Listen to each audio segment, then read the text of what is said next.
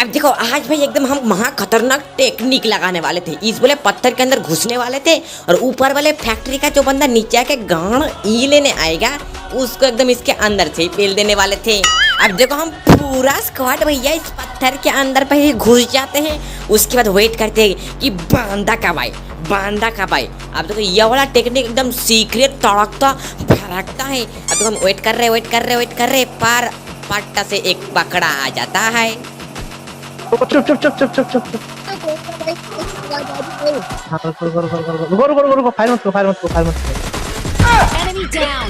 Enemy. बोलेगा पूरी team अंदर घुसी है भाई, पूरी टीम।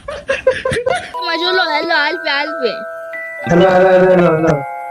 तुम लोग को खेलना आती है? नहीं आता है भाई, हमें नहीं आता है।